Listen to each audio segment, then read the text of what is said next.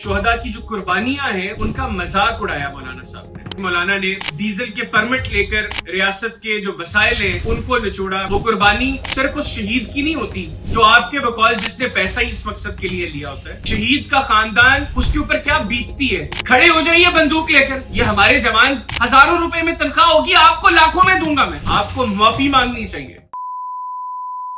आजकल मौलाना फजलुर रहमान साहब की एक स्टेटमेंट सोशल मीडिया पर बड़ी डिस्कस हो रही है, जो शोहदा से मुतल्लिक उन्होंने इंतहाई गैर मुनासिब गुफ्तगू की।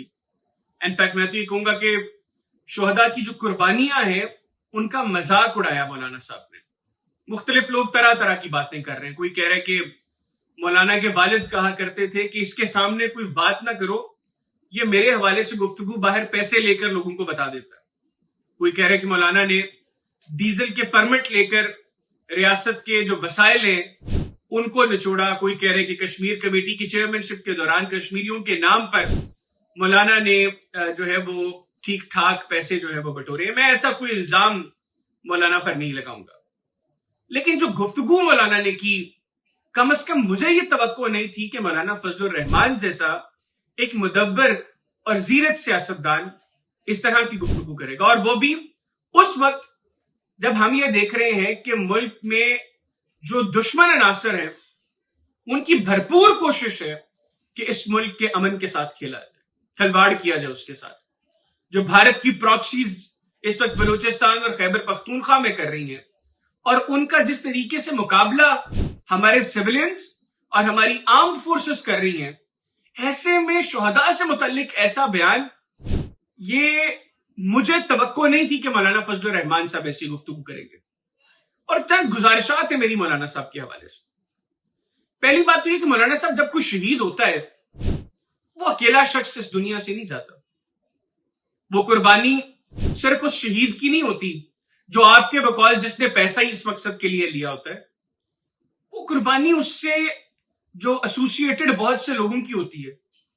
वो किसी का बेटा है, किसी का बाप है, किसी का शौहर है, किसी का भाई है, किसी का दोस्त है। ये कुर्बानी उन तमाम लोगों की भी है, और आपकी ये जो स्टेटमेंट है इसने इन तमाम लोगों को भी हर्ट किया है।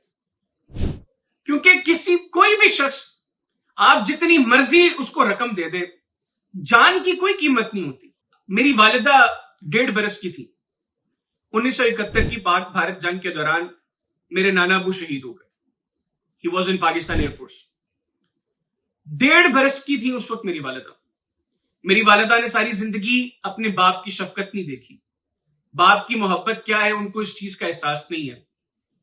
मेरी नानी अम्मा, अल्लाह ताला उनको जन्नतुल फिरदौस में आला मकाम अता फरमाए, 51 साल बेवकी के गुजारे उन्होंने, और 51 साल उनको इस बात पर फख्र था कि उनके शौहर ने इस मुल्क के लिए कुर्बानी दी। मेरी वालिदा जिन्होंने अपने बाप के हवाले से सारी बातें अपनी मां से सुनी, अपने बाप को तस्वीरों में देखा, उनको इस बात पर फख्र है कि अगर मैं उस शफकत से महरूम रही हूं, कम से कम मेरे बाप ने जो किया वो काबिल फख्र है। तो मौलाना साहब, आप इस तरह के मौकों पर ऐसी स्टेटमेंट्स देंगे जब हमारी मुल्क के जवान वो अपनी जान हथेली पर रखकर आपकी हिफाजत की कोशिश कर रहे हैं, ताकि आप इस मुल्क में अमन, सुकून, चैन से जिंदगी गुजार सकें, हम सब इस मुल्क में अमन, चैन और सुकून से जिंदगी गुजार सकें। उस मौका पर आप सिर्फ अपनी सियासत की खातिर इस तरह की स्टेटमेंट्स दें। मैं समझता हूं कि मुआफी मांगने से इंसान छोटा नहीं हो जाता। आपको मुआफी मांगनी चाहिए उन तमाम शोहदा के खानदानों से जो आपकी स्टेटमेंट के बाद ठीक ठाक हर्ट हुए हैं। मुझे बड़ी तकलीफ पहुंची है, क्योंकि मुझे एहसास है कि शहीद का खानदान, उसके ऊपर क्या बीतती है।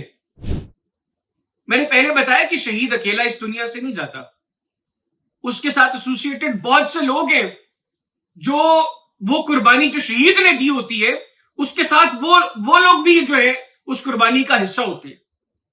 और ऐसे में मैं आपसे अपील करूंगा कि आप माफी मांगे, और अगर आप समझते हैं कि आपने माफी नहीं मांगनी, आप कायम है अपनी स्टेटमेंट पर, तो मौलाना साहब मैं आपसे पूछता हूं, आप अपनी जान कितने पैसों में देंगे? खड़े हो जाइए बंदूक लेकर। ये हमारे जवान हजारों रुपए में तनख्वाह होगी, आपको लाखों में दूंगा मैं। जाइए बॉर्डर पर, बंदूक लीजिए और बताइए अपनी जिंदगी की कीमत, आपकी जान की क्या कीमत है।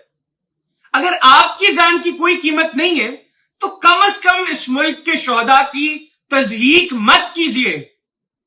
आपको यह इख्तियार किसी ने नहीं दिया। और मैं पूरी कौम के जज्बात जो देख रहा हूं आपके इस बयान के बाद, वो क्लियरली इंडिकेट कर रहे हैं कि कोई भी ऐसा शख्स किसी भी सियासी जमात से उसका ताल्लुक हो, इस तरह की स्टेटमेंट्स को एब्जॉर्ब नहीं करेगी ये कौम। मैं फिर अपील करता हूं मौलाना साहब, आपने एक अरसा गुजारा इस मुल्क की सियासत में।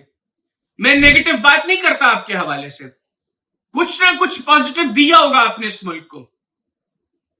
मैं उन चीजों को सामने रखते हुए निहायत अदब से आपसे यह गुजारिश कर रहा हूं कि मुआफी मांगिए इस कौम से और शोहदा के खानदानों से।